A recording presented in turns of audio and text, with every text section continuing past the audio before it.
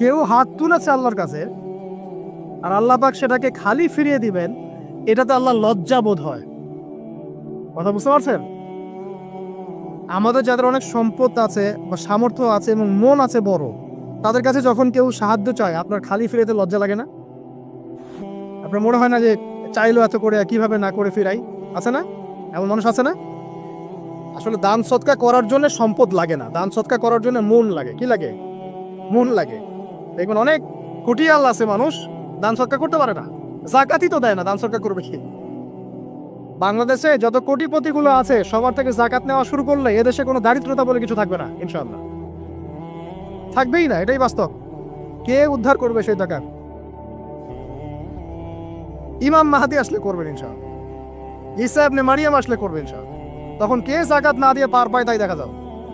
একটা ব্যক্তি পাওয়া যাবে না জাকাত না দিয়ে পার পায়। অবশ্য তখন এমন একটা যুগ আসবে যে মানুষ জাকাতের টাকা নিয়ে ঘুরবে, কিন্তু নেওয়ার মতো মানুষ না, সবাই সচ্ছল। আল্লাহ পাক সে সুদিন ফিরে আনুক, আমিন। এটা বলছিলাম যে সৎকার করার জন্য মন লাগে, আপনার টাকা লাগে না। এখন আসেন, কেউ যদি আমাদের কাছে এভাবে চায় আমরা খালি ফিরাতে লজ্জাবোধ করি।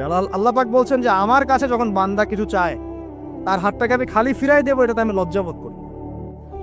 দোয়া করলে কয়েকটা বিষয়ের একটা হবেই, হয় আপনি সাথে সাথে সেটা পাবেন, না হলে একটু দেরিতে পাবেন, না হলে আল্লাহ পাক সেটা জমা করে রাখবেন পরকালের জন্য। পরকালে যখন আপনি দাঁড়াবেন আল্লাহর সামনে, আল্লাহ বলবেন দুনিয়াতে তুমি এই এই বিষয়গুলো চেয়েছিলে, আমি দুনিয়াতে দেই নাই, পরকালে তোমার জন্য সঞ্চিত রেখেছি, এখন না। তখন মানুষ কি বলবো জানেন? আমরা বলবো যে আল্লাহ দুনিয়াতে কিছুই যদি না পাইতাম, আজকেই সব দিতে, তাহলেই তো বেশি বেশি দোয়া করার অভ্যাস তৈরি করেন, বেশি বেশি দোয়া করেন। দোয়াই ইবাদত, আর দোয়া হল ইবাদা, দোয়াই ইবাদত। দোয়া করতে থাকেন, ইনশাআল্লাহ দেখবেন আল্লাহর সাথে আপনার সম্পর্ক গাঢ় হবে। যার সাথে আল্লাহর সম্পর্ক যত বেশি গাঢ় হবে, ইনশাআল্লাহ সে তত বেশি পরকালের বাসিন্দা হবে, দুনিয়ার বাসিন্দা কম হবে। আল্লাহ পাকে নূর এবং মারিফত সে অর্জন করতে পারবে ইনশাআল্লাহ তাআলা। এবারে আমরা কি করব? এবার মিনিমাম 2 রাকাত নামাজ পড়ার চেষ্টা করেন। রাতের সালাত 2 রাকাত করে আপনি 2, 4, 6, 8, 10, 12, 20 পড়তেই থাকতে পারেন, কোনো সমস্যা না। কিন্তু মিনিমাম 2 রাকাত নামাজ তাহাজ্জুদ আপনি পড়ার চেষ্টা করেন। পড়া যাবে না? আর নামাজটাকে তাড়াহুড়া করবেন না, কাইন্ডলি আল্লাহর ওয়াস্তে তাড়াহুড়া করবেন। রিল্যাক্সে কেরাত করেন, রুকুতে সময় দেন, সেজদায় সময় দেন, 2 সেজদার মাঝখানে সময় দেন, শেষ বৈঠকে দোয়াগুলো করেন, তারপর ধীরে স্থিরভাবে সালাম ফিরান, হাত তুলে দোয়া করেন, সময় দেন। কারণ আমি কি বলছি, সূরা জারিয়াতে 56 নম্বর আয়াতে আল্লাহ পাক বলেছেন দুনিয়াতে পাঠিয়েছি শুধু আল্লাহর ইবাদত করার জন্য। তো যে কারণে এসেছি এটাতে এত তাড়া কিসের? অনেক মসজিদে নামাজ পড়লে মনে হয় ইমাম সাহেবকে বলি যে আপনার কি পেশাব পায়খানার চাপ নিয়ে নামাজ পড়ান? এমন অনেক মসজিদে নামাজ পড়েছি, মনে হয় ইমাম সাহেবকে ডেকে একটু কানে কানে বলি যে ভাই আপনার কি পেশাব পায়খানার চাপ আছে? মানে 4 রাকাত নামাজ 3 মিনিটে শেষ, 4 রাকাত নামাজ 4 মিনিটে শেষ, এত তাড়াহুড়ার কি আছে? হ্যাঁ, জামাতে নামাজ সংক্ষিপ্ত করতো, তাই বলে কি এত সংক্ষিপ্ত নাকি রুকু করার টাইম পাওয়া যায় না, সেজদা করার টাইম পাওয়া যায় না? নামাজে ধীর স্থিরতা এবং হুজুটা খুব ইম্পর্টেন্ট। নামাজে কোথায় হাত বাঁধলেন এটা নিয়ে তর্ক না করে, নামাজের একাগ্রতা মনোযোগ কতটুকু আসছে এটা নিয়ে তর্ক করে। ভিতরের রুহটাই আসল, আধ্যাত্মিকতাটাই আসল। হ্যাঁ, একজন ভাই হাত বেঁধেছে মনে করেন এখানে, কেউ বেঁধেছে এখানে, এটা নিয়ে ঝগড়া করেন। দেখেন নামাজে কতটুকু ফোকাস, মনোযোগ কতটুকু থাকছে, কতটুকু নামাজে আপনি দোয়া করতে শিখছেন, সেজদায় আল্লাহকে পাইতে শিখছেন। নামাজ পড়ে কি ফিল হচ্ছে যে আমি আল্লাহর সাথে কথা বলছি, আল্লাহ আমার কথা শুনছেন? আমরা তো মেকানিক্যাল নামাজ অভ্যস্ত এখন, মানে দুনিয়ার কাজের চাপ এত বেশি, জাস্ট মসজিদে যাবো, ঢুকবো, বেরো, চলে আসবো, হাজিরা দিতে আসছি মনে হয়, সিগনেচার করবো, চলে যান, আপনি আমার এত তারা কিসের ভাই? ওমা খালাকতুল জিন্না ওয়াল ইনসা ইল্লা লিয়াবুদুন, শুধু ইবাদত করার জন্যই সৃষ্টি করেছে তোমাদেরকে। তো মসজিদে তো তাড়াহুড়া কেন? রিল্যাক্স থাকেন, মসজিদে রিল্যাক্সে নামাজ পড়েন, সময় নেন। ফজরের নামাজ পড়ার আগে আপনি বাসার থেকে 2 রাকাত সুন্নত পড়ে আসতে পারেন, এটা আরেকটা ভালো আমল। কারণ নবী সাল্লাল্লাহু আলাইহি ওয়াসাল্লাম সুন্নত নামাজগুলো কি করতেন? বাসায় করতেন। এতে বাসার মধ্যে বরকত হবে, শয়তান দূর হয়ে যাবে ইনশাআল্লাহ। এই যে তাহাজ্জুদ আপনি 2, 4, 8, 10 যত পারেন পড়েন, মিনিমাম 2 রাকাত পড়েন, ধীর স্থিরভাবে পড়েন। নামাজ শেষ করে আবার আল্লাহর কাছে দোয়া করেন, দেখবেন যে ইনশাআল্লাহ আপনার দোয়া কবুল হবে। আর দোয়া যে কবুল হয় এটা আপনি নিজেই বুঝতে পারবেন, নিজেই বুঝবেন, কারো কাছে যাওয়া লাগবে না। এবার ফজরের সালাতের সময় হয়ে গেল, আজান হচ্ছে, আজানের জবাব দিব, দিয়ে ব্যাস হেঁটে হেঁটে মসজিদ, প্রত্যেক পদক্ষেপ হেঁটে যাব আর দোয়া করব। কি দোয়া করব? যে আল্লাহ আমাকে নূর দান করো। কি দান করো? আল্লাহুম্মা ইজআল ফি কলবি নূরা ওয়া ফি লিসানি নূরা ওয়া ফি সামঈ নূরা ওয়া ফি বাসরি নূরা ওয়া আন ইয়ামিনি নূরান ওয়া আন শিমালি নূরান ওয়া মিন ফাওকি নূরা ওয়া মিন তাহতি নূরা আল্লাহুম্মা ইজআল ফি নাফসি নূরা। মানে এর অর্থ হচ্ছে আল্লাহ আপনি আবার ডানে বামে সামনে পিছনে শরীরে আত্মায় দেহে সবখানে আল্লাহ আপনার নূর দান করুন। নূর কেন? কারণ দুনিয়ার মধ্যে অনেক অন্ধকার, অন্ধকার না? সব জাহিলিয়াতে অন্ধকার। এখানে পথ চলতে হলে নূর লাগবে, আলো লাগবে। এটা কে দিবে? আল্লাহ দিবে। কবর বড় অন্ধকার, ওখানে থাকতে হলে ভালোভাবে কি লাগবে? আলো লাগবে। হাসরের মাঠ অন্ধকার, ওখানে ভালোভাবে থাকতে হলে কি লাগবে? আলো লাগবে। এই জন্য নামাজে যাওয়ার সময় অন্ধকার সময় এই দোয়াগুলো করতে হয়। আর তার আগে একটা কথা বলতে ভুলে গেছি, বাসা থেকে যে বের হচ্ছেন তখন কি পড়বেন? কি পড়বেন? বিসমিল্লাহি তাওয়াক্কালতু আলাল্লাহ ওয়ালা হাওলা ওয়ালা কুওয়াতা ইল্লা বিল্লাহ। এটা পড়ে বের হলে শয়তান দূরে চলে যাবে, ফেরেশতা আপনার কাছে চলে আসবে। এবার নামাজে আসলাম, জামাতের সাথে নামাজ পড়বেন, ফজরের নামাজ, এবং ফজরের সালাতের কেরাতটা লম্বা করার চেষ্টা করুন। এটা সুন্নাত, ফজরের সালাতের কেরাত লম্বা করা সুন্নাত। এবং নামাজ শেষ হওয়ার সাথে সাথেই উঠে চলে যাবেন না। নামাজ শেষ, এবার আপনি ওখানে বসে থাকবেন, বসে বসে জিকির আজগারগুলো করবেন। কি কি জিকির করবেন আমি কয়েকটা আপনাদেরকে শিখিয়ে দিচ্ছি, বাকিগুলো আপনারা কিতাব থেকে শিখে নেবেন। সালাম ফেরানো শেষ, প্রথমে একবার আল্লাহু আকবার, তারপর 3 বার আস্তাগফিরুল্লাহ আস্তাগফিরুল্লাহ আস্তাগফিরুল্লাহ। এরপরে পড়বেন আল্লাহুম্মা আনতাস সালাম ওয়া মিনকাস সালাম তাবারাকতা ইয়া যাল জালালি ওয়াল ইকরাম পড়বেন। তারপরে আল্লাহুম্মা আইন্নি আলা যিকরিক ওয়া শুকরিকা ওয়া হুসনি ইবাদাতিক। এরপরে পড়তে পারেন আয়াতুল কুরসি, যেটা একটু আগে বলেছি, তাসবিহাত সুবহানাল্লাহ আলহামদুলিল্লাহ আল্লাহু আকবার 33 33 33, পরে কালিমা শাহাদা, অথবা 10 10 10ও পড়ার দলিল আছে। এরপরে পড়বেন সুবহানাল্লাহি ওয়া বিহামদিহি আদাদা খালকিহি ওয়া রিদা নাফসিহি ওয়া জিনাতা আরশিহি ওয়া মিদাদা কালিমাতি, 3 বার, এটা 3 বার। তারপর 3 কুল 3 বার করে, সূরা ইখলাস 3 বার, ফালাক 3 বার, নাস 3 বার, সূরা হাশরের শেষ 3 আয়াত একবার। এরপরে পড়বেন সাইয়্যিদুল ইস্তিগফার, মানে সমস্ত ইস্তিগফারের শ্রেষ্ঠ ইস্তিগফার। এটা কোনটা? কোনটা? আল্লাহুম্মা আনতা রাব্বি লা ইলাহা ইল্লা আনতা খালাকতানি আনা আবদুক ওয়া আনা আলা আহদিক ওয়া ওয়া'দিক মাস্তাতা'তু আউযু বিকা মিন শাররি মা সানাত আবুউ লাকা বিনি'মাতিকা আলাইয়া ওয়া আবুউ বিযামবি ফাগফিরলি ফাইন্নাহু লা ইয়াগফিরু যুনুবা ইল্লা আনতা। এটা যে পড়বে সকালে পড়ে যদি রাতের মধ্যে মারা যায় জান্নাত ইনশাআল্লাহ। আবার সন্ধ্যায় পড়ে যদি সকালের আগে মারা যায় জান্নাত ইনশাআল্লাহ। এত বড় অস্ত্র, এত বড় একটা সুযোগ।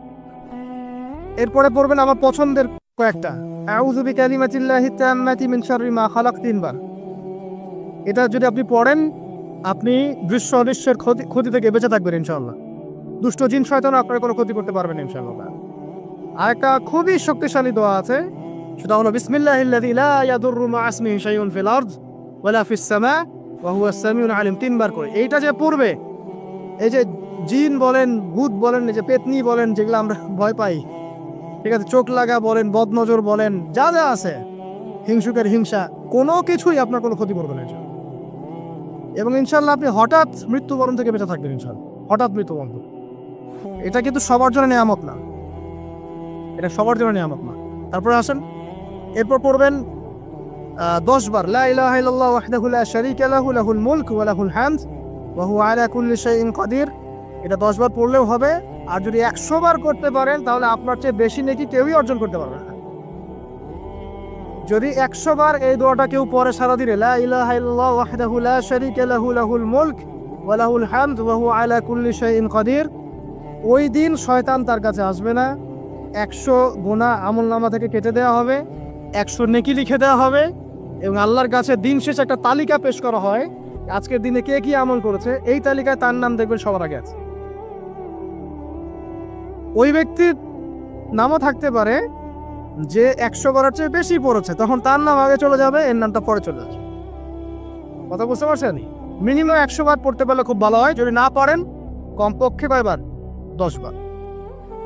আসেন, এরপরে পড়বেন 10 বার দরুদ শরীফ, আল্লাহুম্মা সাল্লি আলা মুহাম্মাদ ওয়া আলা আলি মুহাম্মাদ, যেটা আছে দরুদ ইব্রাহিম, এটা পড়তে পারেন।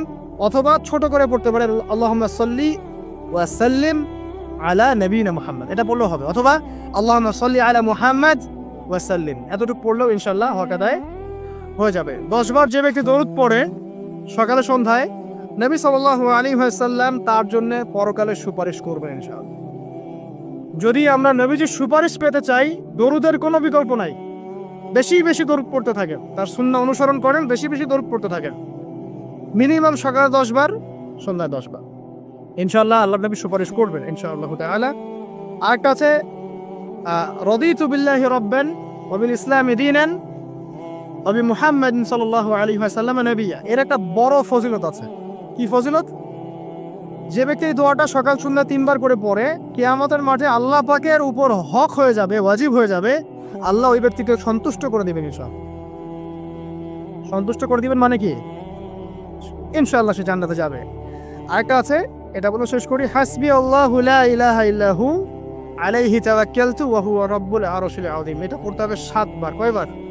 7 বার। তাহলে কি হবে? আপনার দুনিয়া আখিরাতের যে চাওয়া পাওয়াগুলো আছে, এর জন্য আল্লাহ পাকই আপনার জন্য যথেষ্ট হয়ে যাবে ইনশাআল্লাহ, কাউকে লাগবে না। এগুলা ফরজ নামাজ মানে ফজরের নামাজ জামাতে পড়ার পরে বসে বসে এইগুলো করতে থাকবেন। যদি দোয়া আগে করা হয়, নামাজে মোনাজাত যেটা হচ্ছে আমাদের সমাজে, এটা যদি আগে করে ফেলা হয়, তাহলে দোয়ার পরে বসে থাকবেন, বসে বসে এগুলো পড়তে থাকবেন। যদি পড়েন, ইশরাকের নামাজটা পড়ে মসজিদ থেকে বের হতে পারে। ইশরাকের নামাজ মানে ফজরের সূর্য উঠে যাওয়ার পরে 2 রাকাত নফল পড়ে যে ব্যক্তি যাবে বাসায়, মানে প্রথমে ফজরের নামাজ জামাতে পড়েছে, জিকির আজকার করেছে, ইশরাকের সময় হয়েছে, নামাজ পড়ে বের হলো, এই ব্যক্তির আমল নামায় একটা কবুল হজের নেকি দেওয়া হবে, একটা কবুল উমরার নেকি দেওয়া হবে। এগুলো খুবই সহজে আমল করা যায়। এরপরে আপনি বাসায় ফিরে গিয়ে বা মসজিদেই কোরআন তেলাওয়াত করবেন। আমরা কোরআন তেলাওয়াত করব। কোরআন তেলাওয়াত করবেন 1 পারা, 1 পারা পারেন না অর্ধেক পারা, অর্ধেক পারা পারেন না 5 পৃষ্ঠা, 5 পৃষ্ঠা পারেন না কমপক্ষে 1 পৃষ্ঠা পারবেন না, 1 পৃষ্ঠা করে হলেও প্রতিদিন কোরআন তেলাওয়াত করতে হবে। পারবেন না ইনশাআল্লাহ? প্রত্যেক হরফে 10 নেকি পাবেন। কোরআন আপনার পক্ষে সুপারিশ করবে ইনশাআল্লাহ, এবং এই কোরআন আপনাকে ছায়া দিবে, সূরা বাকারা, আলে ইমরানের মতো ছায়া দিবে কিয়ামতের মাঠে। এবং এটা নবী সাল্লাল্লাহু আলাইহি ওয়াসাল্লাম যেটা বলেছেন, আল কোরআন হুজ্জাতুল লাকা ওয়া আলাইক, এটা তোমার পক্ষে সাক্ষী দিবে অথবা বিপক্ষে সাক্ষী দিবে। তো কোরআন তেলাওয়াত করবেন। এরপরে আমরা কি করি? আমরা হয়তো যে যার মতো চলে যাই, কেউ স্কুলে চলে যান, নাস্তা করেন। আচ্ছা, নাস্তার আগে একটা কথা বলি। সকালে নাস্তা করবেন এমনভাবে যে, এখনকার ডক্টররাও বলেন এই কথাটা, সকালবেলা একটু বেশি খেতে হয়, সকালবেলা একটু বেশি হেভি ফুড নিতে হয়। দুপুরে তার চেয়ে একটু কম, রাতে আরও কম। আর আমাদের তো উল্টা, কিন্তু সকালে অল্প একটু, দুপুরে একদম বিশাল, রাতের বেলা আরও বিশাল, নাকি? তো নিয়মটা হচ্ছে এই যে সকালে খেতে হয় বেশি। সারাদিন আপনাকে কাজ করতে হবে, সকালে আপনাকে বেশি হাইজেনিক ভালো ফুড খেতে হবে। দুপুরে তার চেয়ে একটু কম, আর রাতে তার চেয়েতে কম। এভাবে খেতে পারলে প্রফিটিক খাওয়া হবে ইনশাল্লাহ। আর খাবার আমাদের সুন্নাহ মতো খাওয়ার দরকার নেই, নবী সাল্লাল্লাহু আলাইহি ওয়াসাল্লামের সুন্নাহ মতো খায়। আমাদের সুন্নাহটা কেমন? আমরা 7 পেট খাই। কয় পেট? 7 পেট। যদি পেটের মধ্যে কিছু জায়গা ফাঁকা থাকে, সেটাও কিছু মিষ্টি দিয়ে ঢুকায় সাবার পেটে ভর্তি করতে হবে। এটা চ্যালেঞ্জ, পেটটা ভর্তি করতে হবে। আর নবী সাল্লাল্লাহু আলাইহি ওয়াসাল্লাম খেতেন এভাবে যে পেটটাকে 3 ভাগ করতেন। 1 ভাগ খাবার খেতেন, 1 ভাগ তিনি পানীয় পান করতেন, আর 1 ভাগটা ফাঁকা রাখতেন। আপনি এভাবে খাওয়া শুরু করেন, দেখবেন আপনি ফিজিক্যালি ফিট ফিল করছেন এবং আপনি ক্লান্ত হচ্ছেন কম, অলসতা কম আসছে কাজে, আপনি এনথুজিয়াজম পাবেন ইনশাআল্লাহ। তো খাবারের ব্যাপারটা সতর্ক থাকে। আর এই যুগে খাবারের মধ্যে প্রচুর ভেজাল আছে। চেষ্টা করতে হবে ম্যানুফ্যাকচার্ড খাবারগুলো বাদ দিয়ে হোমমেড যে ফুডগুলো আছে, হোমমেড ফুড মানে বাসায় যেগুলো আমরা তৈরি করি, ফ্রেশ হাইজেনিক ফুডগুলো খাওয়ার চেষ্টা করতে হবে। স্পেশালি বাচ্চাদের ব্যাপারে সতর্ক থাকতে হবে। বাচ্চাদেরকে, তরুণদেরকে এমন কোনো খাবার খাওয়া যাবে না যে খাবারটা খেলে আপনি অসুস্থ হয়ে যান, আপনার স্ট্যামিনা কমে যায়, আপনি ফিজিক্যালি দুর্বল হয়ে পড়েন। এটা খুব খেয়াল রাখবেন। খাবার, এই যে আপনারা যে গ্রাম অঞ্চলে থাকেন, আপনারা সৌভাগ্যবান একদিক থেকে যে আপনারা ফ্রেশ খাবার উৎপন্ন করে খেতে পারেন। শেষ জামানায় খাবারের মধ্যে খুব ভেজাল আসবে, এটা বিভিন্ন হাদিস দিয়ে মেলানো যায়, আমি ওইদিকে যাচ্ছি না। কনক্লুশন বললাম, শেষ জামানায় খাবারে প্রচুর ভেজাল আসবে। তো এই ভেজালগুলো থেকে দূরে থাকতে হলে আমাদেরকে হাইজেনিক ফুডের দিকে ফোকাস করতে হবে এবং প্রোডাক্ট খাবার উৎপন্ন করে খেতে পারলে খুব বেশি ভালো হয়, না পারলে রুট লেভেল থেকে খাবার নিয়ে আসতে হবে। আর অ্যাটলিস্ট ম্যানুফ্যাকচার যে খাবারগুলো বাজারে ঘোরাফেরা করে এগুলো অ্যাভয়েড করতে হবে। দেখতে অনেক মুখরোচক লাগতে পারে, স্বাদ অনেক মজা হতে পারে, কিন্তু এগুলো শরীরের জন্য অনেক ক্ষতিকর। এতে করে আমাদের যুব সমাজ আস্তে আস্তে কিন্তু দুর্বল হয়ে যাচ্ছে। এখনকার যুব সমাজকে তাকায় দেখেন, আমাদের বাদদেরকে তাকায় দেখেন, যারা এখানে বয়স্ক মুরব্বী আছে দেখেন, একজন মুরব্বীর সাথে এখনকার যুবকের কুস্তি লাগান, পাঞ্জা লাগান, বা ওই যে একটা রিংয়ের মধ্যে ঢুকায় বক্সিং ম্যাচ দেন, একটা দেখেন, দেখেন কে পারে। আমি নিশ্চিত ওই চাচাই পারো। আমরা নিজেরাই তো প্রমাণ। আমাদের বাপ দাদাদের বয়সী যারা আছেন তারা এখনো দিব্যি মাঠে কাজ করে, দেখবেন 4 ঘন্টা 5 ঘন্টা 8 ঘন্টা রিক্সা চালাচ্ছে, ভ্যান চালাচ্ছে, কৃষি কাজ করছে, কত পরিশ্রম করছে। আর আমাদের যুব সমাজে তাকায় দেখেন না, আপনি একটু চেহারাগুলো দেখেন না, চেহারাগুলো তাকায় দেখেন, চাপাগুলো বসে গেছে গাঁজা খেতে খেতে, হিরোইন খেতে খেতে দেখবেন চাপাগুলো বসে গেছে একদম, চোখগুলো ঢুকে গেছে একদম মাদক খেতে খেতে। হ্যাঁ, হস্তমৈথুন করতে করতে শরীর রোগা, চলতে পারে না। কথা শুনতে খারাপ লাগছে এগুলা? না, বাস্তব, এগুলোই বাস্তব এখন। হ্যাঁ, ঘুম নাই, সারা রাত জাগনা, ওই যে ফজরের পর ঘুমায়, আর রাতে ওই যে বিকাল 4টায় ওঠে, দেখবেন শরীরটার দিকে তাকায় দেখে, চলতে পারে, এনার্জি নাই। একটা ক্রিকেট ম্যাচে লাগাই দেন, ও দেখবেন 2-4 ওভার ব্যাটিং করে শেষ। কোন কাজ করতে পারবে?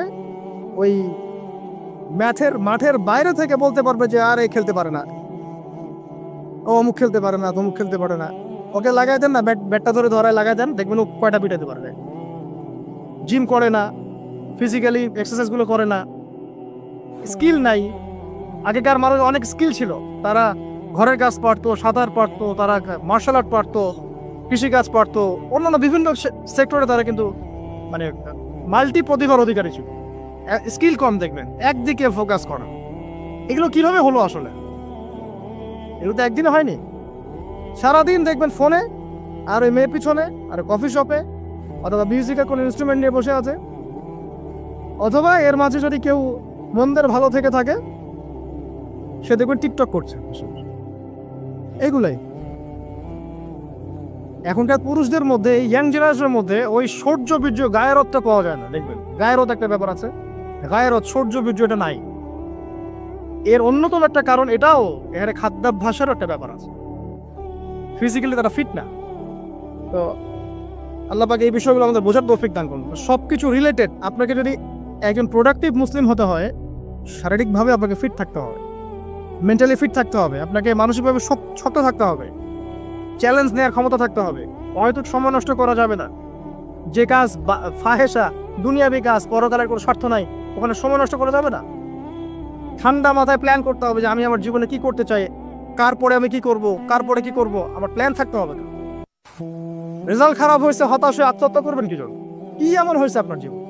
একটা মেয়ে ছেড়ে চলে গেছে, এর জন্য বিষ খাবেন কেন? কি হয়েছে? একটা মেয়ে তো ছেড়ে চলে গেছে, মেয়ের অভাব নাকি? বোরখা পরা মেয়েরাও তো এখন কিস করে, দেখেন বোরখা পরা মেয়েগুলো দেখেন রাস্তাঘাটে ওই যে নায়কের হাত ধরে চুমু খাচ্ছে। অনলাইনে দেখে আসলাম একটা, ওই যে বলছিলাম যে সব বোরখা পরা মেয়ের মধ্যেই আপনার ইয়া থাকে না, দিনদারিতা থাকে না। সব বোরখা পরা মেয়ের মধ্যেই কিন্তু দিনদারিতা থাকে না। বোরখা দেখে পাগল হওয়ার দরকার নেই এত। এবং সে বলছে আমার জীবন সার্থক। মানে একজন গায়রে মারাম ব্যক্তিকে, ফিল্ম স্টার একজন গায়রে মারাম ব্যক্তি, তাকে সে হাত ধরে চুমু খেয়ে বলছে তার জীবন সার্থক। তাহলে কোন প্রজন্ম লালন করে কবরে যাচ্ছে ওরা চিন্তা করেন একটু এখন? আশ্চর্য একটা বিষয়।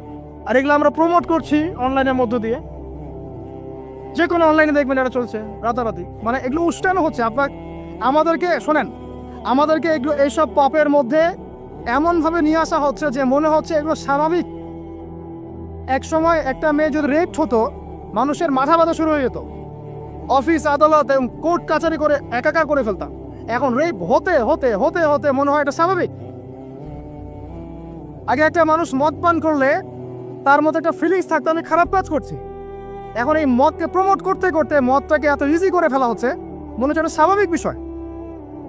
মানুষ খুন করাটা, আগে একটা মানুষকে খুন করলে মানুষ মনে হতো যেটা এটা বিশাল পাপ, একটা সমাজের মানুষ ওর দিকে খারাপ চোখে তাকা থাকতো। আর খুন হতে হতে হতে মানুষ মিডিয়া এটাকে প্রমোট করছে, করতে করতে নর্মাল। এই পাপগুলোকে নর্মাল করে ফেলা ট্রেন্ডটা মিডিয়ার মধ্য দিয়ে করা হয়েছে, স্বাভাবিকভাবে নেওয়া সব কিছু। গার্লফ্রেন্ড বয়ফ্রেন্ড অ্যাফেয়ার্সকে আগে মানুষ লুকায় লুকায় করতো, চিঠি দিলেও লুকায় লুকায়, যেটা কেউ জানতে না পারে। এখন ওপেন রাস্তায় সব, মানে এটা নর্মাল করে ফেলা হচ্ছে। আরো যে কি হবে সামনে আল্লাহ ভালো জানেন। সুবহানাল্লাহ। যারা বড় বড় শহরগুলোতে থাকে তাদের তো মানে দিন শুরু হয় আল্লাহ নাফরমানি দিয়ে, আর রাত আসে মানুষের গজব দিয়ে, মানুষের অভিশাপ দিয়ে।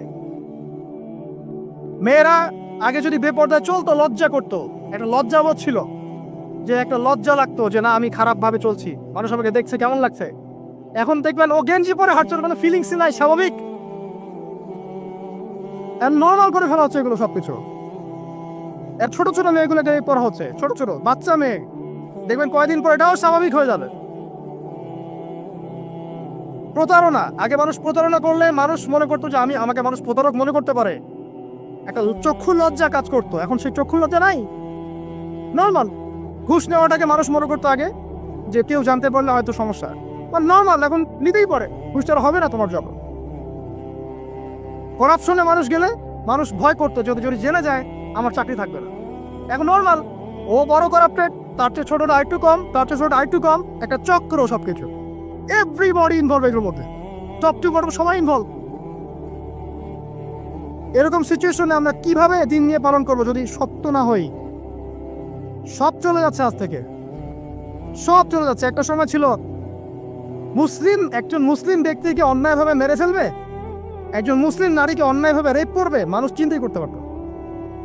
একজন মুসলিম নারীর সম্ভ্রম বাঁচানোর জন্য এই ভারতবর্ষে সশস্ত্র যুদ্ধ হয়েছে বিন কাসিমের নেতৃত্বে, একটা মেয়ের ইজ্জত বাঁচানোর ইস্যুকে কেন্দ্র করে। এখন লক্ষ লক্ষ মুসলিম মেয়ের ইজ্জত নষ্ট করা হচ্ছে, কারো কোনো ফিলিংস নাই, স্বাভাবিক। একটা রাষ্ট্রদূতকে হত্যা করেছিল তাবুক যুদ্ধের সময়, নবী সাল্লাল্লাহু আলাইহি ওয়াসাল্লাম 30,000 সৈন্য নিয়ে ধাওয়া করেছিলেন। এত বড় সাহস আমার রাষ্ট্রদূতকে হত্যা করো? এখন সারা বিশ্বে লক্ষ লক্ষ মুসলিম হত্যা করা হয়েছে, কারো কোনো ফিলিংস নাই। মানে আমি বুঝাতে যাচ্ছি আপনাদেরকে, সব কিছুকে নর্মাল করে ফেলা হয়েছে। কয়দিন পর দেখবেন ছেলে ছেলে নর্মালি বিয়ে করে ফেলবে। দেখেন এখন একটু চক্ষু লজ্জায় কাজ করে যে আমি সমকামী, মানুষ কি মনে করবে। আস্তে আস্তে দেখবেন এমন সময় আসবে ও মনে করবে যে নর্মাল। সব কিছুকে এই মিডিয়ার মধ্যে দিয়ে নর্মাল করা হচ্ছে। এইসব মিডিয়াগুলো ইউজ করা থেকেও দূরে থাকা উচিত। আল্লাহ পাক আমাদেরকে হেফাজত করুন। আমি আসুন, ফজরের সালাতের কথা বলছিলাম, আমি অনেক দূরে চলে গেছি। জাস্ট পড়েন, ফজরের নামাজ পড়েন, সময়টা কাজে লাগা। আমি বলছি সময়গুলোকে কাজে লাগান। ফজরের পর খাওয়া দাওয়া করবেন, রাসূলের সুন্নাহ মতো খান, ইবাদত হবে ইনশাআল্লাহ। এরপরে আপনি কিছুটা সময় এক্সারসাইজ করেন, খেলেন, মাঠে গিয়ে খেলেন, কোনো সমস্যা নাই। ওই টিকটক চালানোর চাইতে, পর্ন দেখার চাইতে মাঠে গিয়ে খেলেন। মাঠে ফুটবল খেলেন আধা ঘন্টা, বা ক্রিকেট খেলেন, বা এমন কোনো খেলা খেলেন যে খেলাটাতে আপনার শারীরিক কসরত হচ্ছে, তাও খেলেন। অথবা এগুলোতে সুযোগ না থাকলে আপনি চলে যান জিমে, জিমে গিয়ে জিম করেন, ফিজিক্যালি কাজ করেন। অথবা মাঠে গিয়ে আপনার বাবাকে সাহায্য করেন, আপনার বাবা যে গেছে মাঠে তাকে সাহায্য করেন। আল্লাহ পাক আমাদেরকে তৌফিক এনায়েত করুন, আমিন। ফিজিক্যালি ফিট থাকার চেষ্টা করা হোক। এরপরে আসেন সকাল 10টার দিকে যখন চলে আসবো আমরা, তখন আমরা চেষ্টা করবো 2 রাকাত চাশতের নামাজ পড়ার জন্য, বা সালাতুদ দুহা যেটাকে বলা হয়। সালাতুদ দুহা যে ব্যক্তি পড়বে তার রিজিক আল্লাহর পক্ষ থেকে বরকত নেমে আসবে ইনশাআল্লাহ। এরপর কি করবেন?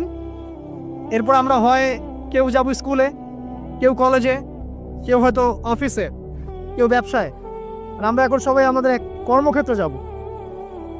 যারা শিক্ষাক্ষেত্রে যাব স্টুডেন্ট হিসেবে, তারা চেষ্টা করব কি, আমরা চেষ্টা করব যে আমরা যে জ্ঞানটা অর্জন করছি এই জ্ঞানটাকে যেন ইসলামের কল্যাণে কাজে লাগাতে পারে। আপনি জেনারেল লাইনেই পড়েন আর মাদ্রাসা লাইনেই পড়েন, একই নাসিহাত।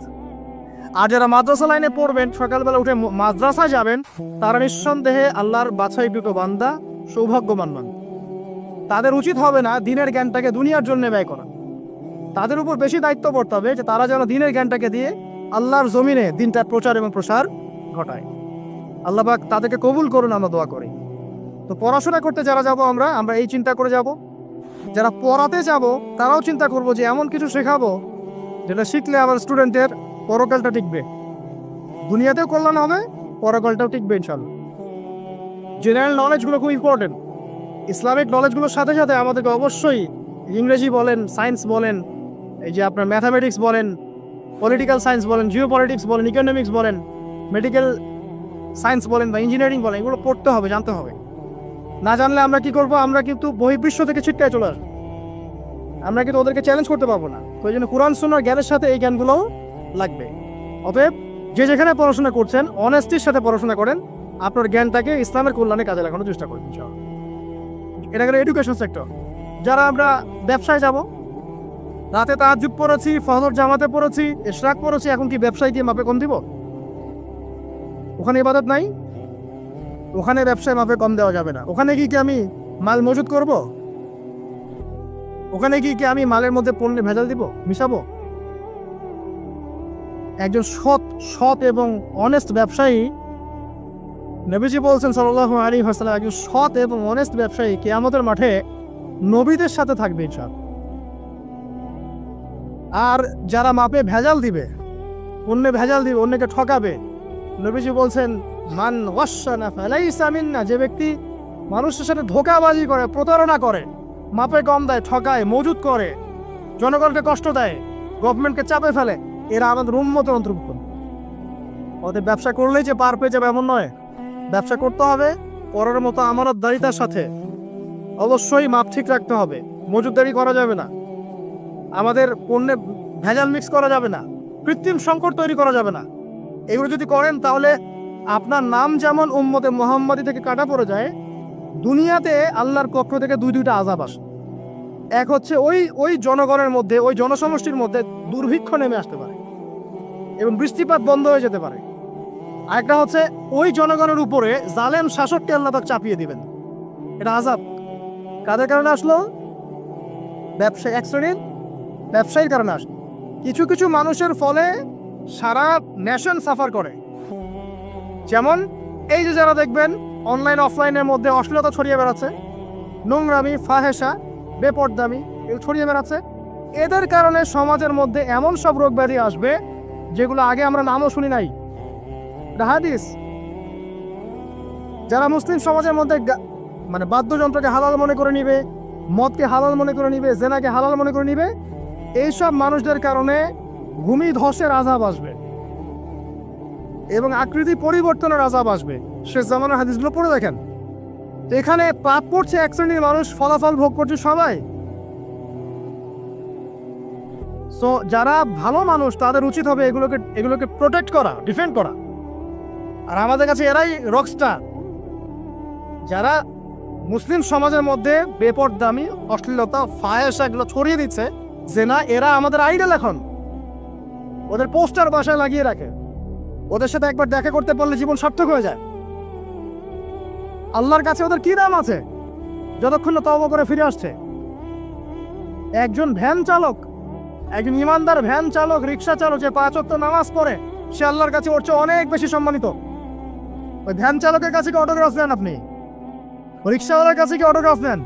এইসব এই হ্যামিলনের বাসিওয়ালার পিছনে না গিয়ে এরা যুব সমাজকে টেনে নিয়ে যাচ্ছে অশ্লীলতার দিকে, ফাহেসা কাজের দিকে, বেফাস কাজ, কোনো পরকালীন কোনো স্বার্থ নাই। বিনোদনের নামে, সংস্কৃতির নামে এরা মানুষকে দিকে টেনে নিয়ে যাচ্ছে। আর আমাদের যুব সমাজ, তোমাদেরকে আমি আইডল দেখাবো ইনশাল্লাহ পরের লেকচারগুলোতে। খালিদ বিন ওয়ালিদ তোমার আইডল, আলী ইবনে আবি তালিব তোমাদের আইডল, মুহাম্মদ সাল্লাল্লাহু আলাইহি ওয়াসাল্লাম তোমার আইডল, ইমাম হুসাইন তোমার আইডল, মোহাম্মদ বিন কাসিম তোমার আইডল, তারেক বিন জিয়াদ তোমার আইডল, ওমর ইবনে খাত্তাব তোমার আইডল। আইডল খুঁজে পাও না তোমরা জীবনে আইডল খুঁজে পাও না? কাকে ফলো করবা?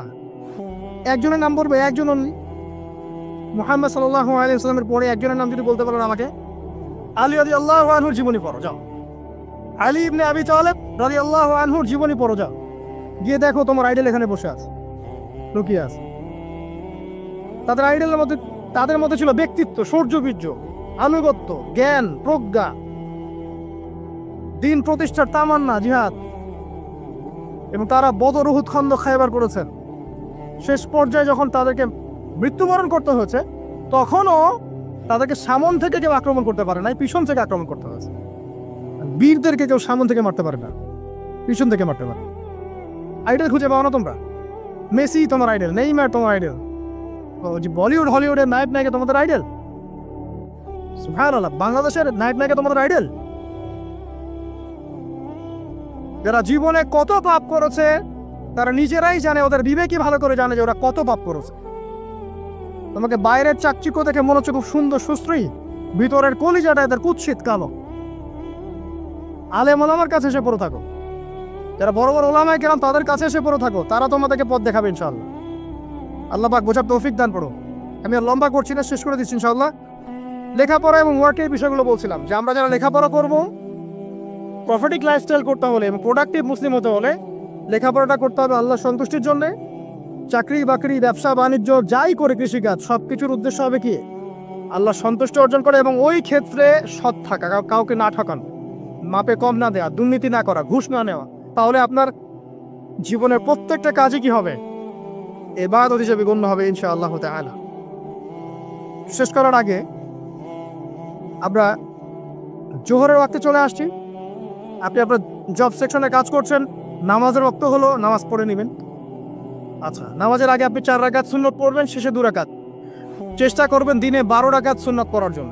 ফজরের আগে 2, জোহরের আগে 4, পরে 2, 6 আর 2 8, মাগরিবের পরে 2, এশার পরে 2। এই যে মোট 12 রাকাত সুন্নাত যে ব্যক্তি নিয়মিত পড়বে, জান্নাতে আল্লাহ পাক তার জন্য একটা ঘর নির্মাণ করবেন ইনশাআল্লাহ তাআলা। প্রতিদিন একটা ঘর, প্রতিদিন একটা করে ঘর আপনি পেতে পারেন মাত্র 12 রাকাত নফল বা সুন্নাত আদায় করার মধ্য দিয়ে। জোহরের ওয়াক্ত চলে আসলো, আমরা যেখানে থাকি, স্কুলে বা কলেজে, ইউনিভার্সিটিতে বা চাকরি ক্ষেত্রে, নামাজটা পড়ে নেবেন ইনশাআল্লাহ।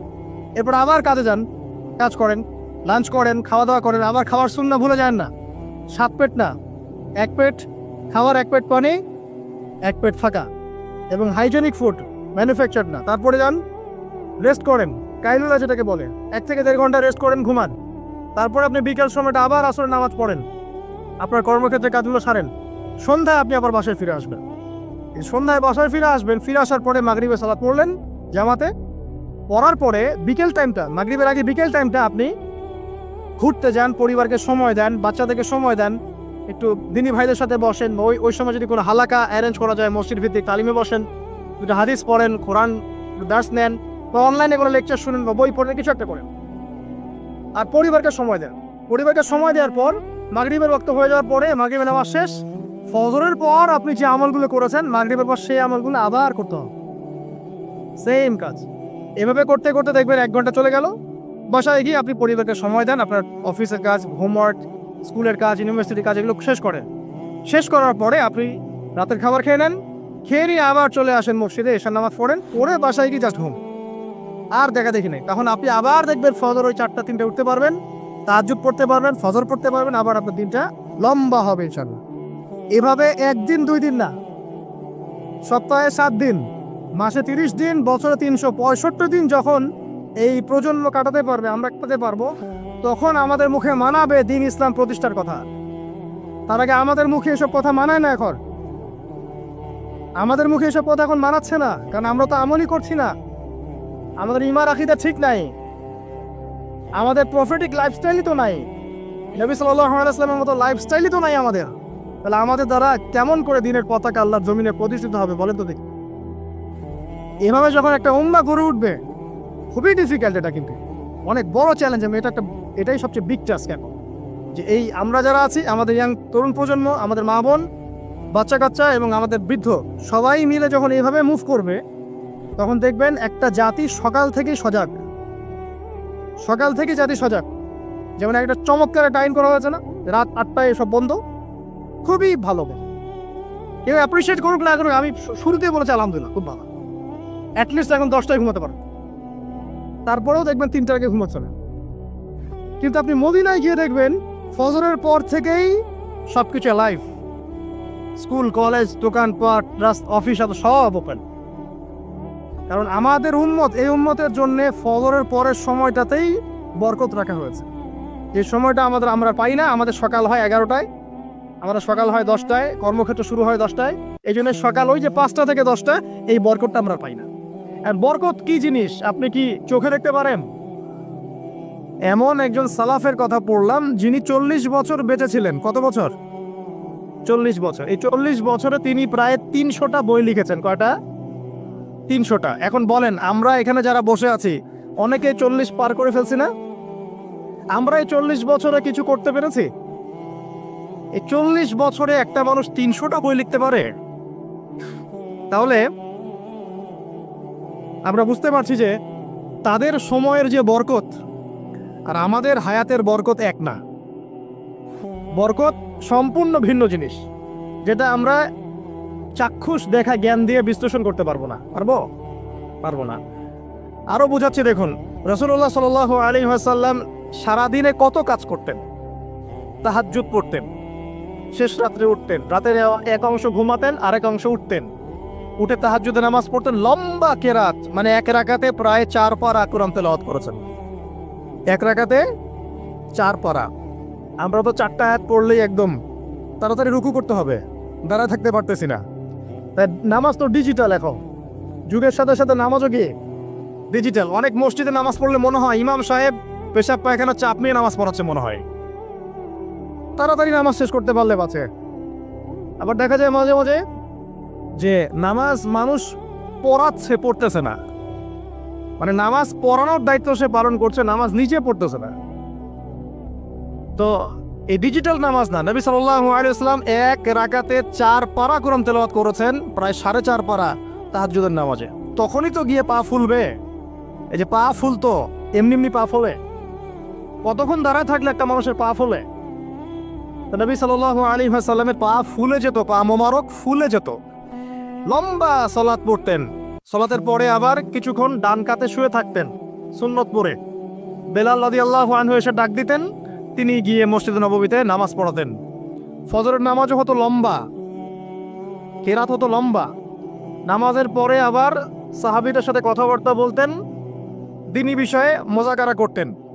তারপরে ইশরাকের নামাজ পড়তেন, চাশতের নামাজ পড়তেন, পরিবারের দেখাশোনা করতেন, দিন প্রচার করতেন, রুজি রুটির ব্যাপার ছিল। এই সারাদিন যে এতগুলো কাজ তিনি করতেন, একদিনে একটা মানুষ এত কাজ করতে পারে? তো নবী সাল্লাল্লাহু আলাইহি ওয়াসাল্লামের জীবনের বরকত আমার জীবনের বরকত কি সমান? তাহলে বলেন, বরকত কি আমি চাক্ষুষ জ্ঞান দিয়ে প্রমাণ করতে পারবো? এরকম অনেক বিষয় আছে ইসলামে যেটা চাক্ষুষ জ্ঞান দিয়ে প্রমাণ করা যায় না। কবরের আযাব দেখেছেন? কেউ কি প্রমাণ করতে পারবে? আপনি কি ফেরেশতাকে দেখেছেন যারা এখন এখানে ঘিরে রেখেছে জায়গাটা? এই জায়গাটা কি ফেরেশতারা ঘিরে রাখে নাই? আল্লাহ রাসূল কি সেই কথা বলেন নাই? কিন্তু আমরা কি প্রমাণ করতে পারবো এখন? আপনি চাক্ষুষ জ্ঞান দিয়ে পারবেন না। কবরের আযাব প্রমাণ করতে পারবেন না। স্বপ্ন মাঝে মাঝে দেখেন, সত্য হয় কি হয় না? মুমিনের স্বপ্ন সত্যি হবে কি হবে না? আখিরুজ জামানে মুমিনের স্বপ্ন বেশি বেশি সত্য হবে। তো সত্য স্বপ্নের কি ব্যাখ্যা দিবেন? কোনো ব্যাখ্যা নাই।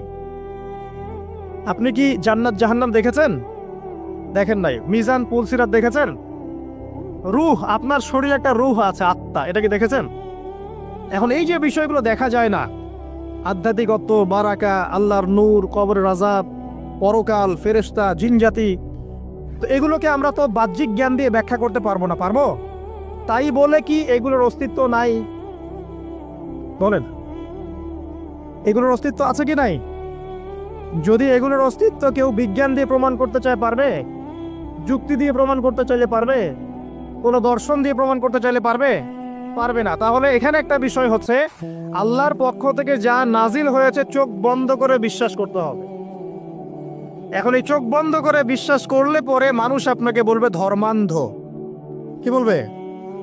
এবং ইসলামের এই মৌলিক বিষয়গুলোকে যদি আপনি চোখ বন্ধ করে মেনে চলেন, এখনকার বিশ্বের মানুষ আপনাকে বলবে আপনি মৌলবাদী। এখন আপনি বলেন, ইসলামের মৌলিক বিষয়গুলোকে মেনে না চললে কি কেউ মুসলিম হতে পারবে কি না? পারবে? তাহলে পরিপূর্ণ মুসলিম হতে হলে আমাকে মৌলবাদী হতে হচ্ছে কি না? আমি এটা দিয়ে কি বুঝাচ্ছি? বুঝাচ্ছি আল্লাহ পাকের নাজিল করা প্রতিটা বিষয়কে চোখ বন্ধ করে মানতে হবে। কিছু বিষয় আমার বুঝে আসবে, কিছু বিষয় আমার বুঝে নাও আসতে পারে। এখন যতগুলো বিষয় বললাম, একটাও কি ব্যাখ্যা করতে পারবেন?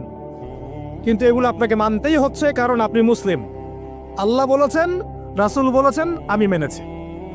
আর আমার জ্ঞান কি আল্লাহ এবং তার রাসূলের জ্ঞানের চেয়ে বেশি না কম? এই পুরো মহাবিশ্ব যিনি পরিচালনা করছেন, তার জ্ঞান বেশি না আমার জ্ঞান বেশি? এই পুরো মহাবিশ্বের শত কোটি গ্যালাক্সি আছে, এক একটা গ্যালাক্সিতে হাজার হাজার সৌরজগৎ আছে। এরকম শত সহস্র গ্যালাক্সি নিয়ে একটা আসমান গঠিত হয়। এরকম 7টা মহাদেশ আছে, সাতটা মহাবিশ্ব আছে। এই 7 মহাবিশ্বের উপরে আছে কুরসি, ওয়াসিআ কুরসিয়ুহুস সামাওয়াতি ওয়াল আরদ। তার উপরে আছে মহাসাগর, যার গভীরতা 500 বছরের পথ। তার উপরে আছে আল্লাহ রাব্বুল আলামিনের আরশে আজিম। আর আল্লাহ রাব্বুল আলামিন এই আরশের উপর সমুন্নত। সেই মহান আল্লাহকে আমরা বলি আল্লাহু আকবার। কি বলি? এই যে আল্লাহু আকবারের মর্ম বুঝলেন? এখন এই বিশাল সত্তা আল্লাহু আকবার, আল্লাহ পাক সবচেয়ে বড়, এই সর্বোচ্চ সত্তার জ্ঞান বেশি না আমার জ্ঞান বেশি? তার পক্ষ থেকে যখন কোরআন এবং হাদিস নাজিল হচ্ছে, আমাকে তো চোখ বন্ধ করেই মানতে হবে, নাকি আমি যুক্তি দিব? হ্যাঁ, কিছু বিষয় আমার বুঝে আসবে, কিছু বিষয় আমার বুঝে নাও আসতে পারে। কিছু বিষয় আমি সায়েন্স দিয়ে প্রমাণ করতে পারবো, কিছু নাও পারতে পারি। কিছু আমি দর্শন দিয়ে প্রমাণ করতে পারবো, কিছু নাও পারতে পারি। যেগুলো পারছি না সেগুলো আমার বা আমাদের জ্ঞানের সীমাবদ্ধতা। কথা কি বুঝতে পারছেন? এটা আল্লাহ পাকের জ্ঞানের বা আল্লাহ পাকের ওহির কোনো ত্রুটি নয়। আল্লাহর ওহির কোনো ত্রুটি আছে? এটা আমার জ্ঞানের সীমাবদ্ধতা। আসেন সামনে যাই। যে কথাটা বলতে গিয়ে এদিকে আসলাম, দেখুন এমন অনেক বিষয় আছে যেগুলো আমরা খালি চোখে ব্যাখ্যা করতে পারবো না। আমরা যে যুগটাকে আইয়ামে জাহিলিয়াত বলছি, ওই যুগটাতে যে সমস্যাগুলো ছিল, যে পাপগুলো ছিল, সেগুলো এখনকার বিশ্বে আরো অনেক উঁচু লেভেলে বিরাজ করছে। যেমন এই যে আপনারা বললেন, একটা পাপ ছিল শিরক। সরাসরি মূর্তি পূজা বলছি না, আমরা বলছি কি শিরকের পাপ ছিল। ওই আইয়ামে জাহিলিয়াতের মানুষগুলো শিরকের পাপে নিমজ্জিত ছিল। তারা শুধু মূর্তির পূজাই করতো এমনটা নয়, তারা কবরেরও পূজা করত, তারা মৃত মানুষেরও পূজা করত, তারা কেউ কেউ নাস্তিকতায় বিশ্বাসী ছিল। সূরা মুমিনুন পড়লে দেখবেন তাদের মধ্যে একটা আকীদা ছিল, ইন হিয়া ইল্লা হায়াতুনা দুনিয়া নামুতু ওয়া নাহইয়া। কাফেররা বলতো যে আমরা এই পৃথিবীতে জন্মেছি, এখানেই আমরা জন্মাবো, এখানেই মারা যাব, ওয়া মা নাহনু বিমাবউসিন, আমাদেরকে পুনরুত্থিত করা হবে না। এই পরকালের কনসেপ্টে তারা বিশ্বাস করতো না। তো এরকমও লোক ছিল। শুধু যে লাত, ওজ্জা, হবল, মানাত এগুলোর পূজা করতো তাই নয় বিষয়টা। এখানে কবর পূজাও ছিল, এখানে আপনার মৃত মানুষের পূজাও ছিল, এখানে গাছপালা, চন্দ্র, সূর্য, নক্ষত্রের পূজাও ছিল, আবার নাস্তিকতাও ছিল। এক কথায় আইয়ামে জাহিলিয়াতের সবচেয়ে বড় পাপ ছিল শিরক। কথা কি বুঝতে পারছেন ভাই? আচ্ছা, না বুঝলে বলবেন, শেষে গিয়ে প্রশ্ন করবেন ইনশাআল্লাহ, সমস্যা নেই। তাহলে প্রথম যে পাপটার কথা বললাম সেটা কি? শিরক। এখন একটু এই 1400 বছর পরে চলে আসেন, চলে এসে দেখেন এখনকার সমাজের দিকে তাকান, এখনকার মুসলিম রাষ্ট্রগুলোর দিকে তাকান, আর পুরো বিশ্বের দিকে তাকান। সবচেয়ে বড় সমস্যাটা কি বলেন? সবচেয়ে বড় সমস্যা কি শিরক নয়? আচ্ছা, মুসলিমরা কি এখন অনেকেই কবর পূজা করে না? মুসলিমদের মধ্যে অনেকেই দেখবেন যে মৃত মানুষের কাছে চাচ্ছে না, মৃত মানুষের কাছে সন্তান প্রার্থনা করে না, ওই যে ওখানে গিয়ে নজর মান্নত করছে না যে মৃত মানুষকে সন্তুষ্ট করলে আমার ভালো হবে, না হলে আমার কোনো ক্ষতি হয়ে যাবে, এটা মানুষ করছে না। মুসলিমদের মধ্যে বহু মানুষ আল্লাহর হালালকে হারাম করছে না, আল্লাহর হারামকে হালাল করে নিচ্ছে না, এটাও কিন্তু শিরক। আপনি কি জানেন যে আল্লাহর হালালকে হারাম করলে শিরক হয়? আল্লাহর হারামকে হালাল করলে শিরক হয়। সুদ হালাল না হারাম? না, সুদ তো ফরজ। সুদ হালাল না হারাম? সুদ তো এখনকার বিশ্বে ফরজ। সুদ ছাড়া এই বিশ্ব চলবে না। আপনি ঠিক বলছেন, কিন্তু সুদ ছাড়া এই বিশ্ব চলে না। যে কোনো কিছু করতে গেলে সুদ লাগবে। তো এখন যে সবাই এটাকে হালাল করে নিচ্ছে, এটা কি হচ্ছে? আল্লাহর হারামকে মানুষ হালাল করছে না? আচ্ছা বলেন, মদ হারাম না হালাল? বলেন। মদ তো ওয়াজিব নাকি? যুব সমাজে তো মদ না খেলে চলেই না। মদ খায় না এমন যুব সমাজের সংখ্যা বেশি না খায় তার সংখ্যা বেশি? কয়টা ছেলে আছে স্মোক করে না? বলেন, কয়টা ছেলে দেখাতে পারবেন যারা স্মোক করে না? এখানে কারা কারা স্মোক করেন না? মাশাআল্লাহ, আলহামদুলিল্লাহ, মাশাআল্লাহ। হাত নামান, হাত নামান, হাত নামান। আল্লাহ পাক আপনাদের রক্তে এবং মাংসে বরকত দান করুন, দোয়া করি। যদি আপনি কোনো কমিউনিটির মধ্যে দেখাতে পারেন যে তারা মাদক থেকে দূরে আছে, তারা শুধুমাত্র ইসলামিক কমিউনিটি, অন্য কোনো কমিউনিটি না। যদি আপনি মাদক মুক্ত কোনো ক্যাম্পাস দেখাতে পারেন সেটা হবে মাদ্রাসা। যদি পর্ন মুক্ত ক্যাম্পাস দেখাতে হবে মাদ্রাসাকে। এখানে বিষয়টা হচ্ছে যারা ইসলাম প্র্যাকটিস করে, কোরআন এবং সুন্নাহর বুঝ যাদের মধ্যে আছে, যাদের মধ্যে আল্লাহর ভয় আছে, এরা কখনো সুদ খাবে? এরা কি মদ খাইতে পারবে? পারবে না। ইনশাআল্লাহ আপনারা কি জিনা করতে পারবেন? আল্লাহ পাক আপনাদেরকে ঈমান আমলের উপর অটুট রাখুন, আমিন। যে কথাটা বলছি, কেউ যদি আল্লাহর হালালকে হারাম করে নেয় আর কেউ যদি আল্লাহর হারামকে হালাল করে ফেলে, এটাকে কিন্তু শিরক বলা হয়। এই বিশ্বে কি এই সমস্যা নাই? বুঝেন না এই সমস্যা আছে কি নাই? আছে। সামনে আগান। এই বিশ্বের শিক্ষা ক্ষেত্রগুলো দেখবেন, এই শিক্ষা ক্ষেত্রগুলোর মধ্যে নাস্তিকতার শিক্ষা বাড়ছে না কমছে? বাড়ছে। এই বিশ্বের অর্থনীতি দেখবেন, অর্থনীতির মধ্যে শিরক বাড়ছে না কমছে? এখানে আপনাকে সুদ নিতে হচ্ছে, এখানে আপনাকে আল্লাহর নাজিলকৃত ইকোনমি বাদ দিয়ে পশ্চিমাদের নাজিলকৃত ইকোনমি বহন করতে হচ্ছে। এটা এক প্রকার কুফরি। আরো সমস্যা আছে। এই বিশ্বের ওয়ার্ল্ড অ্যাফেয়ার্সের দিকে তাকাবেন, দেখবেন বিশ্বের কয়টা জায়গা আপনি আমাকে দেখাতে পারবেন যেখানে মুসলিমদের মধ্যেও আল্লাহ রাব্বুল আলামিনের নাজিলকৃত বিধান দিয়ে বিচার ফয়সালা হচ্ছে? কয়টা দেখাতে পারবেন? তো যেখানে আছে খুব স্বল্প পরিসরে। পুরো বিশ্বের অবস্থা আজকে এমন। পর্নোগ্রাফি হালাল না হারাম? পশ্চিমা সংস্কৃতির মধ্য দিয়ে এটা সারা বিশ্বে ছড়িয়ে দেওয়া হয়েছে। মানুষ এখন এটাকে available part of our life এটা মনে করছে, common part of our life. পর্দা হালাল না হারাম? বলেন, পর্দা না করাটা হারাম না হালাল? আচ্ছা, এখন দেখেন মিডিয়া বলেন, প্রিন্ট মিডিয়া বলেন, ইলেকট্রনিক মিডিয়া বলেন, বিভিন্ন প্রযুক্তিগত উন্নয়নের মধ্য দিয়ে নগ্নতাকে প্রমোট করা হচ্ছে কি হচ্ছে না? বলেন, হচ্ছে কি হচ্ছে না? এখন কি কাপড় খোলার দিকে মানুষ বেশি আগ্রহী না পরার দিকে? দেখবেন ইসলামের বুঝ যাদের মধ্যে নাই, এরা কাপড় খুলতে চাচ্ছে এখন। আর আমি আপনাদেরকে বলি, আগের লেকচারগুলোতে বলেছি, এই পুরো মহাবিশ্বে আমাদের বাবা আর মা আদম এবং হাওয়া আলাইহিস সালাম, তাদের গা থেকে পোশাকটা খুলে ফেলেছিল কে জানেন? কে? ইবলিস। যখনই তারা গাছের কাছে গেলেন তখন কি হলো? ফালাম্মা যাকাশ শাজারা বাদাত লাহুমা সাওয়াতিহিমা। যখনই তারা গাছের কাছে গেলেন তাদের কাপড় খুলে পড়ে গেল। তাহলে পুরো মহাবিশ্বে আমাদের পিতামাতাকে নগ্ন করে দিয়েছে কে? ইবলিস, শয়তান। তাহলে এখন পৃথিবীতে যারা মুসলিমদেরকে বা অমুসলিমদেরকে, পুরো মানবতাকে যারা নগ্ন করতে চাচ্ছে, এরা কার এজেন্ট?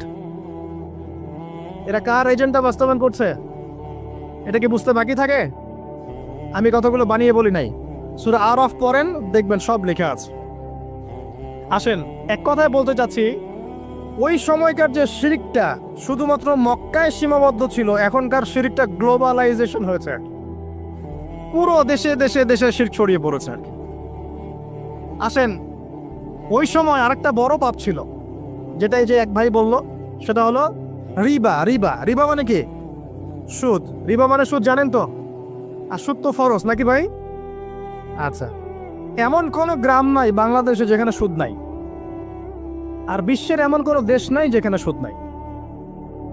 আর এই যুগের কথাই নবী সাল্লাল্লাহু আলাইহি ওয়াসাল্লাম হয়তোবা বলেছিলেন, আল্লাহু আ'লাম, আল্লাহ ভালো জানেন, যে এমন একটা যুগ আসবে যে যুগে ম্যাক্সিমামই সুদখোর হবে। যে ব্যক্তি সুদের ছিটাফোটা, মানে সুদের পাপ থেকে বেঁচে থাকতে চাইবে, ওর গায়েও গিয়ে সুদের ছিটাফোটা গিয়ে লাগবে। এটা সেই যুগ না? আপনি বুঝতে পারছেন না হয়তো, এটা সেই যুগ। আপনি মনে করছেন দাড়ি, টুপি, পাগড়ি, জুব্বা মাশাআল্লাহ সব লাগাই দিছি, হ্যাঁ, বাইরে একটা সাইনবোর্ড আছে, আমি মৌলবী, আল্লামা, আমি একজন দায়ী বক্তা, কিন্তু সুদের যে ওই ছিটাফোটা, এটা আপনার কাছে আমার কাছেও আছে। হয়তো আপনি বুঝতে পারছেন না। কখন বুঝবেন? যখন ইসলামিক অর্থনীতির বইগুলো পড়তে পারবেন। আর শুধু ইসলামিক অর্থনীতির বই যথেষ্ট না, এর পাশাপাশি আমাদের দরকার এই প্রচলিত যে IMF, ইন্টারন্যাশনাল মনিটারি সিস্টেম, এর নীতিগুলো জানা। তখন কি আপনি বুঝবেন ওয়ার্ল্ড ব্যাংক কি জিনিস, IMF কি জিনিস, ঠিক আছে? তখন বুঝবেন যে পেট্রো ডলার কি জিনিস, তখন বুঝবেন যে হার্ড কারেন্সি, সফট কারেন্সি কি জিনিস, এখন বুঝবেন না। আর যেহেতু বুঝবেন না, অতএব আমি এগুলো বলেও লাভ নাই। যেহেতু আপনি বুঝবেন না, আমি যদি এখন এসব নিয়ে কথা বলি, আপনার কাছে মনে হবে এসব কি উল্টা পাল্টা কথা কইতাছে। ঠিক আছে? যাই হোক, আগে আল্লাহর ওয়াস্তে ইসলামিক ইকোনমিক্স পড়েন এবং ইন্টারন্যাশনাল মনিটারি সিস্টেম সম্পর্কে পড়েন। প্রত্যেক স্টেটের প্রধান যারা আছেন তারা জানেন যে ওয়ার্ল্ড ব্যাংক কি জিনিস। তারা জানে IMF কি জিনিস। ঋণের এমনি এমনি কোনো কান্ট্রিকে তারা ঋণ দিবে না, একটা বিশাল বড় সুদের জালে ওদেরকে ফেলবে, তারপর জনগণের রক্ত চুষে সুদ শোধ করতে হবে। আর যারা পারবে না ওরা যে শ্রীলঙ্কার মতো দেউলিয়া হয়ে যাবে। ও কেন দেউলিয়া হয়ে গেছে? বিকজ ও ঋণ শোধ করতে পারছে না, বাস দেউলিয়া। তো যাই হোক, পড়াশোনা করেন। আমি একজন স্কলারের নাম বলে দেই, এক লেকচারে তো সব বলে দেওয়া সম্ভব না। সম্ভব? আমি রাস্তা দেখাচ্ছি আপনাদেরকে। আপনারা আল্লামা তকি উসমানীর বইগুলো পড়েন, নাম শুনেছেন? আচ্ছা, নাকি এখন বলবেন যে উনি তো হানাফি মাযহাবের, আমি তো আহলে হাদিস পড়বো না, এটা বলবেন নাকি? আল্লামা তকি উসমানী এই বিশ্বের সবচেয়ে বড় আলেমদের একজন। আল্লামা তকি উসমানী এই বিশ্বের সবচেয়ে রিনাউন্ড আলেমদের একজন। তার ইসলামিক অর্থনীতির যে পুরো সিরিজ আছে, আল্লাহর ওয়াস্তে বাসায় কিনে একবার পড়ে দেখেন অর্থনীতি কি জিনিস, আপনি কিসের উপর দাঁড়িয়ে আছেন। পড়া যাবে না ইনশাল্লাহ? আপনি তাকে ভালো যদি নাও বাসেন তাও পড়ে দেখেন। মনে করেন আপনি একটা কমিউনিটির মধ্যে আছেন, বা একটা সংগঠনে আছেন, বা একটা ঘরানার মধ্যে আছেন, তাহলে কি অন্য ঘরানার বইপত্র পড়া যাবে না? হারাম হয়ে গেছে নাকি? এই যে সংকীর্ণ মানসিকতা থাকলে ভাই হেদায়েত পাওয়া যাবে না। আর আপনি যে মনে করছেন আমি একদম হকের উপর আছি, আপনি সঠিক পথে আছেন ঠিকই, তবে এটা সঠিক ভুল পথ। কথা বুঝতে পারছেন না? আপনি মনে করছেন যে আমি একদম চূড়ান্ত সঠিক বিষয়ের উপর আছি। হ্যাঁ, আপনি সঠিক বিষয়ের উপর আছেন ঠিকই, বাট আপনি সহি একটা ভুল পথে আছেন। এটা বুঝবেন পরে, যখন জ্ঞানের পরিধি বাড়তে থাকবে তখন বুঝবেন যে সহি পথ কোনটা, সহি ভুল পথ কোনটা। মুসলিমদের মধ্যে ফাটল সৃষ্টি করে জান্নাতে যাওয়া যায় না। যায়? পুরো মুসলিমরা একটা উম্মাহ, এবং যারাই মুসলিম উম্মার মধ্যে ফাটল সৃষ্টি করতে চায় এরা উম্মার বন্ধু নয়, শত্রু। মুসলিম উম্মার মধ্যে কোনো ফাটল সৃষ্টি করবেন না। সবার মাঝখানেই হৃদ্যতা, ভালোবাসার বন্ধন থাকবে। যদি বিভিন্ন ধর্মের মানুষ একসাথে বসবাস করতে পারে একটা দেশে, তাহলে বিভিন্ন তরিকা এবং মাযহাবের মানুষও একসাথে থাকতে পারবে একটা দেশে ইনশাআল্লাহ। আমরা আমাদের মাঝে ইখতিলাফি বিষয় থাকতে পারে, কিন্তু দিন শেষে আমরা সবাই মুসলিম ইনশাআল্লাহ। দিন শেষে ইসলামের জন্য দাঁড়াতে হলে দল, মত, মাযহাব, তরিকা নির্বিশেষে সবাই একসাথে দাঁড়াবে ইনশাআল্লাহ। আল্লাহ পাক আমাদের হৃদয়টাকে প্রশস্ত করুন, আমিন। জাহেলিয়াতে 2 নম্বর সমস্যা ছিল রিবা। এই রিবা সম্পর্কে আগে বলি যে এখন আল্লাহ পাক কি বলেছেন। আল্লাহ পাক বলছেন যে ইয়ামহাকুল্লাহু রিবা ওয়া ইউরবিস সাদাকাত। আপনি যদি দান সদকা করেন, যাকাত দেন, যাকাত ভিত্তিক অর্থনীতি চালু করেন, আল্লাহ পাক আপনার সম্পদকে বাড়িয়ে দিবেন ইনশাআল্লাহ। আর আপনি যদি রিবার মধ্যে যান, আল্লাহর বক্তব্য হচ্ছে, এটা আমার কথা না, আল্লাহ পাক বলছেন আপনার সম্পদ সংকুচিত হয়ে আসবে। এখন আপনার ডিসিশন, আপনি কি করতে চান করতে পারেন, আমাদের কিচ্ছু বলার নাই। লাকুম দীনুকুম ওয়ালিয়া দিন, আপনার বুঝ আপনার, আপনার দিন আপনার, আমার দিন আমার। আল্লাহ বলছেন ফাযাক্কির ইন্নামা আনতা মুযাক্কির, উপদেশ দাও তুমি, তুমি উপদেশ দাতা। লাস্তা আলাইহিম বিমুসাইতির, কারো প্রতি তুমি দারোগা নও। আল্লাহ বলছেন আপনি সুদে থাকলে সম্পদ সংকুচিত হবে, যদি ছেড়ে দেন, যাকাত দেন, ব্যবসা ভিত্তিক ইকোনমি চালান, আপনার সম্পদ বাড়বে ইনশাআল্লাহ। কি করবেন, ডিসিশন কার? আপনার। আল্লাহ পাক বলছেন ইয়া আইয়ুহাল্লাযীনা আমানু, হে মুমিনগণ, ইত্তাকুল্লাহ। শোনেন ভাই, আল্লাহ বলছেন ইত্তাকুল্লাহ, তোমরা আল্লাহকে ভয় করো। ওয়া যারু মা বাকিয়া মিনার রিবা, সুদের অবশিষ্ট সব অংশ ছেড়ে দাও। সুদের অবশিষ্ট সব টাকা ছেড়ে দাও। ওয়া ইল্লা ইন কুনতুম মুমিনিন, যদি প্রকৃতপক্ষে তোমরা মুমিন হয়ে থাকো তাহলে ছেড়ে দাও। ওয়া ইল্লাম তাফআলু, যদি তোমরা না করো। কে বলছেন? আল্লাহ। যদি তোমরা এটা না করো তাহলে আল্লাহ কি বলছেন? ফাআযানু বিহারবিন মিনাল্লাহি ওয়া রাসূলি, আল্লাহ এবং তার রাসূলের সাথে যুদ্ধের ঘোষণা শুনে রাখো। এটা কার কথা? এখন আপনি যদি চান আল্লাহর পক্ষে যুদ্ধ করতে পারেন, আপনি চাইলে আল্লাহ এবং তার রাসূলের বিপক্ষেও যুদ্ধ করতে পারেন। আপনাকে কি বাধা দিবে? দিবে না। ডিসিশন কার? ডিসিশন আপনার। নবী সাল্লাল্লাহু আলাইহি ওয়াসাল্লাম আরো বলেছেন যে, আপনারা জানেন হাদিসটা, নতুন কোন হাদিস বলছি না, আপনারা জানেন, প্রত্যেক আলেম জানেন, প্রত্যেক মাযহাবের ইমাম জানেন। কি সেটা? যে সুদের পাপের 70 বা 73টা শাখা আছে। কয়টা? 73 বা 70টা শাখা আছে। তার সবচেয়ে নিম্ন শাখা হচ্ছে নিজের মাকে বিয়ে করা।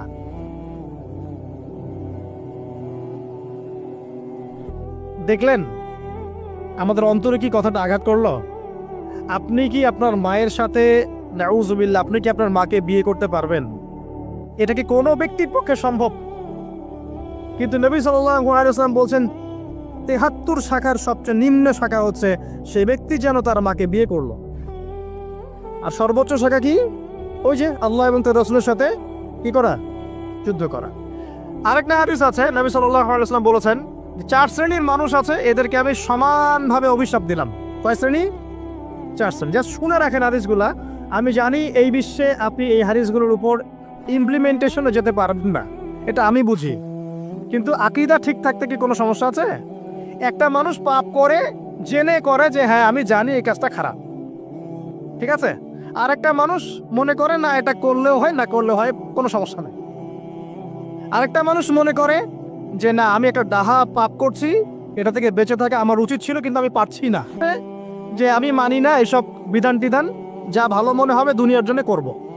এরা কি সবাই সমান? একজন মানুষ যে জানে যে এটা খারাপ কাজ কিন্তু বাধ্য হয়ে সে করতে হচ্ছে, সে ব্যক্তি তো ওর চেয়ে কিছুটা হলেও উত্তম নাকি যে ব্যক্তি দেধারসে পাপ করছে?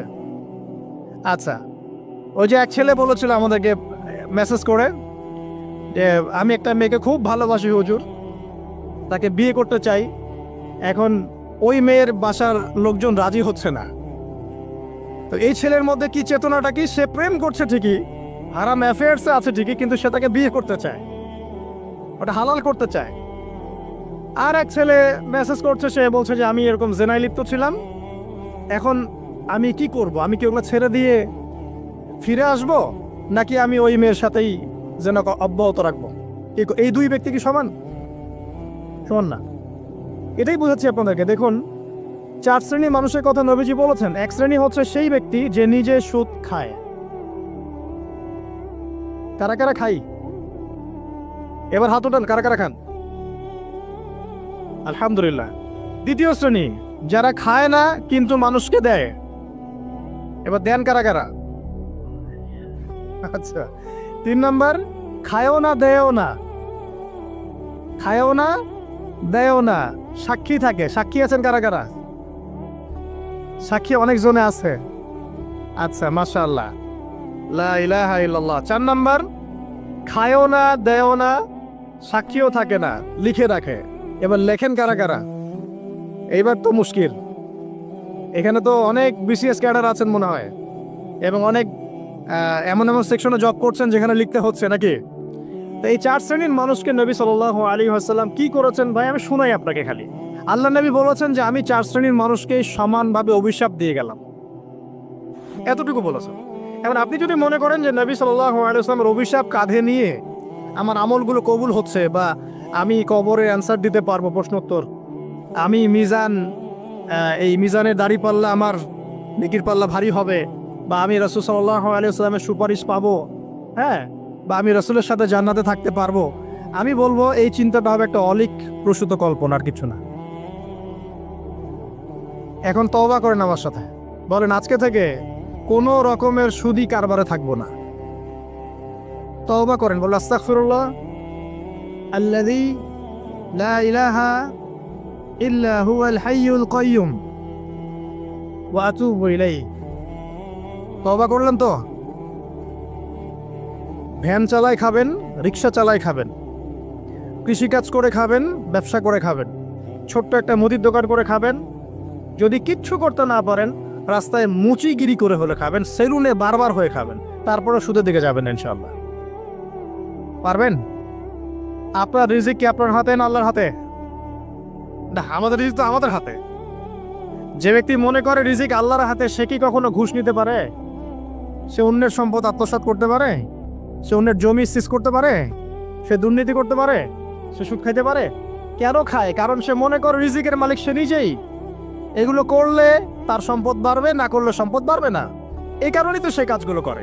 আর আমি খুব ভালোই বুঝি, অ্যাটলিস্ট আমি খুব ভালোই বুঝি যে এই কাজগুলো ব্যক্তিরা কেন করে। উত্তর শুনবেন? উত্তর হচ্ছে পরিবারের জন্য। কার জন্য? পরিবারের জন্য। মা, বৃদ্ধ মা আছে দেখতে হবে, 2 বাবা আছে দেখতে হবে, স্ত্রী আছে, আর স্ত্রী মাশাআল্লাহ একদম ফেমিনিস্ট, তার চাহিদা পূরণ করতে তার হিমশিম খেতে হয়। হ্যাঁ, একটা শাড়ি নেবে 20,000, ঠিক আছে, স্ত্রীর চাহিদা অনেক, গহনাগাটির অনেক চাহিদা, আর না দিলে তো আবার সমস্যা, বাসায় গেলে তো মানসিক টর্চার সেলে রেখে দিবে। এখনকার বেশিরভাগ পুরুষই কিন্তু নির্যাতনের শিকার। এখনকার বেশিরভাগ পুরুষ কিন্তু নির্যাতনের শিকার। ম্যাক্সিমাম বাসায় গিয়ে দেখবেন টর্চার, এক একটা রিমান্ডের সেলের মতো, বুঝছেন? এবং এটা 7 দিন 5 দিন 7 দিনের রিমান্ড না, এটা লাইফ টাইম রিমান্ড।